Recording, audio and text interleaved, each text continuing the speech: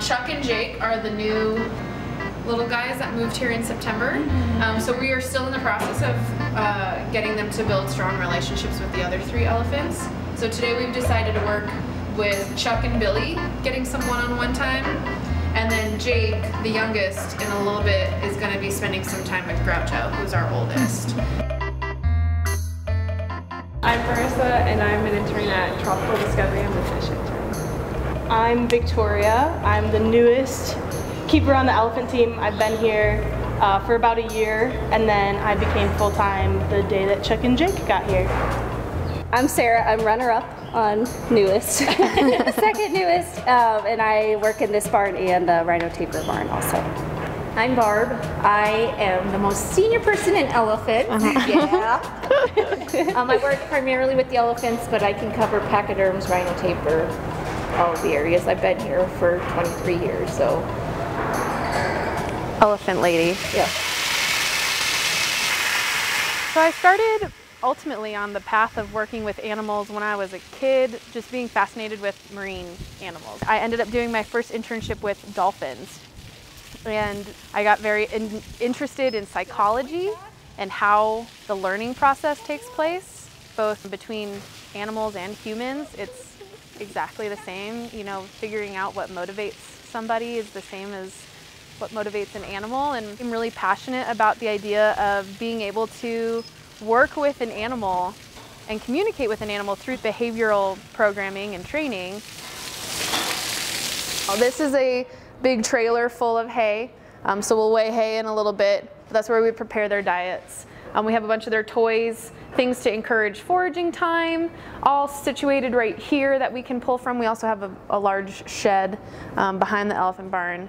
And then the calendar behind you is really just set up for us to have a visual idea of what is still required for their care throughout the week. Because we have so many requirements, we need to make sure we're checking their feet, that we're evaluating their tusks, that they are getting enough exercise. All of those things are required part of managing elephants, and so we kind of have put it into calendar form to have a visual idea of what still needs to be done.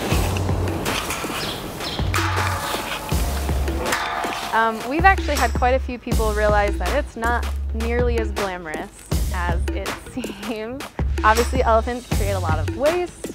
We clean up that waste. I don't know if they're operating today. Our interns, they come in and they work with us 40 hours a week for a small point of time, usually around 3 months, 3 or 4 months, and they learn everything there is to learn about being a zookeeper.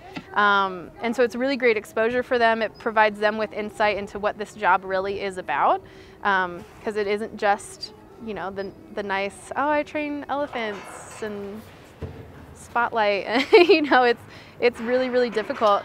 It's a lot of physical labor. We're on the go constantly. Good morning, everybody. How are you guys doing today? It's really competitive, but it's absolutely worth it. Some people, it takes 3 or 4 years to really get their foot in the door and get to a point where they're even working with a species that they would like to work with. He's starting to become seasonal positions that are part-time, any sort of entry-level position. It's really kind of on-the-job learning. And some of that comes from his temporal glands swelling. So right on the side of his eyes, his temporal glands will swell. So our goal for today is to leave them together for about an hour to kind of work things out, let them play, get exhausted. And then since it's Monday, we collect a bunch of samples on Billy today.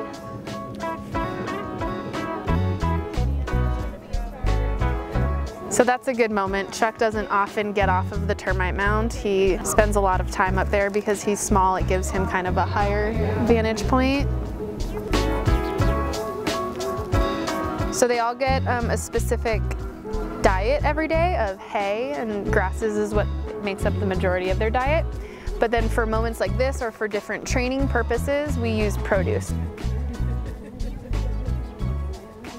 In 2016 was when we lost our last female dolly, and it was really at that point that we became an all-bull facility for the first time.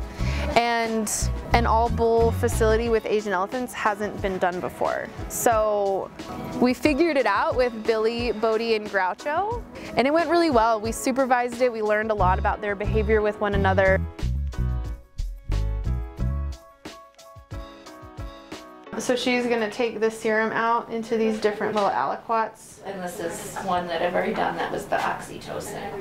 So then they all get an individual label. So this one has oxytocin in it, so we will run this one specifically to test the level of oxytocin in Billy's blood after he was hanging out with Chuck. So then we bring a few of these up to the hospital. They test for EEHV, which is the elephant herpes virus, which is a really scary elephant disease. And then they'll also do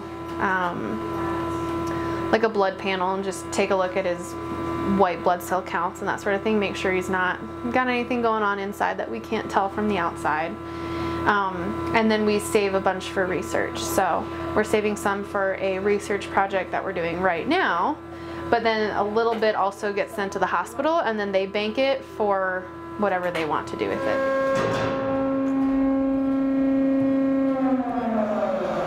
Okay, on to the next thing. Our program here is that you don't just come in on day one, no matter how much elephant experience you have, you don't just come in and treat Bodhi like every other elephant you've worked with, or Groucho. You take the time to build that relationship, become important to that animal, and build and establish that relationship and that rapport before you start asking them to give you a blood sample or let you stick a cotton swab in their mouth for saliva. Even though we don't speak at all the same language, we can accomplish all of the goals, all with the animals positively interacting with us. And my favorite thing is seeing that light bulb moment when an elephant realizes, this is what I'm supposed to be doing, and they get it.